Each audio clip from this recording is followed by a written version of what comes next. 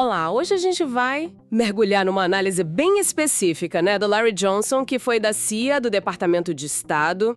Ele traz uma perspectiva sobre o recente confronto Irã-Israel. Vamos focar nos alvos, nas defesas, nos custos e também nas narrativas, sabe? Basicamente, tentar entender os pontos principais que ele levanta. Isso. E a ideia é olhar para os danos reais, né? Para as limitações de produção de armas de cada lado e o que isso significa economicamente, estrategicamente, sempre com base no que essa fonte específica apresentou. Certo, vamos lá então. Para começar, a análise do Johnson sugere que os alvos do Irã foram muito bem pensados. Mirando em infraestrutura-chave de Israel, coisas como portos, refinarias, o aeroporto Ben Gurion, centros de pesquisa tipo Weizmann, bases militares, até empresas como a Intel e a Rafael.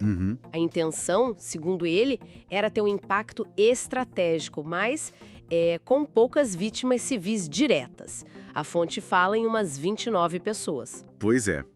Já do lado israelense, o Johnson aponta que os ataques no Irã talvez tenham sido, menos seletivos, atingindo civis, famílias de cientistas ou oficiais, além de alvos como Natanz, Isfahan e Fordow, aquela base subterrânea.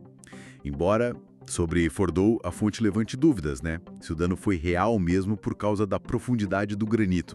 E tem um ponto geográfico interessante que ele traz. O Irã é 91 vezes maior que Israel. Isso, na visão dele, torna Israel bem mais vulnerável, né, a ataques concentrados. E aí entra uma parte que, olha, achei bem interessante na análise. A questão econômica.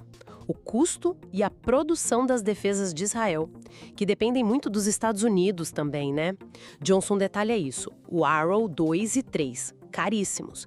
Coisa de 2 a 3,5 milhões de dólares cada disparo. Uma fortuna. E o THAAD americano, quase 13 milhões por unidade.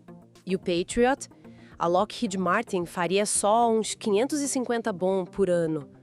Pro mundo todo. Exato. E pior, segundo a fonte, Israel só conseguiria produzir uns 50 mísseis Arrow por ano. 50. Pois é, e aí que está o argumento central do Johnson, eu acho. Essa diferença brutal nos custos. Isso pode criar uma guerra de atrito econômica, que é, muito ruim para Israel, entende? Ele até compara a lentidão da produção militar ocidental hoje. Um F-35 leva quase 2 anos para ficar pronto, né? Com a agilidade que se via na Segunda Guerra. Tipo, um bombardeiro B-24 saía da linha de montagem rapidinho. E a fonte sugere que Irã e Rússia hoje teriam uma capacidade parecida, de produção em massa mais ágil. Ou seja, um lado gasta milhões por defesa, o outro produz ataque a um custo bem menor. Exatamente, é uma matemática que não fecha a longo prazo, segundo essa visão. E ainda tem a competição pelos sistemas, né? Patriots, disputado entre Israel e Ucrânia. Isso complica mais. E a fonte também entra forte na questão das narrativas. Como a história é contada, né?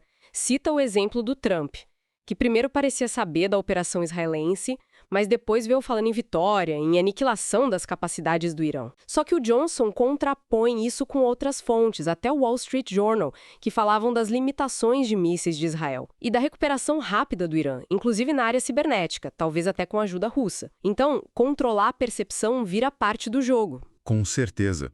E essa gestão de narrativas não é só discurso, né? Afeta a percepção de poder mesmo.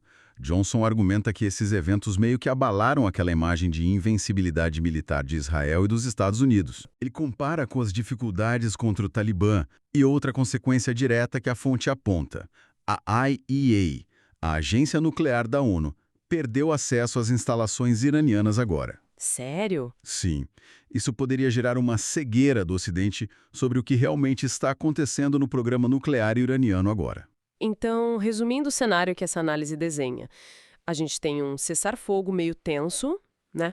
O Irã dizendo que parou porque Israel parou, mas pronto para revidar mais forte, e aparentemente sem ter usado tudo que tinha. Exato. E Israel lidando com prejuízos econômicos sérios, turismo, indústria. E aí o Johnson traz aquela ideia da estratégia iraniana, que ele chama de opção Samsonite. Achei curioso o nome. A ideia não seria destruir Israel fisicamente, essa seria a opção sanção, né?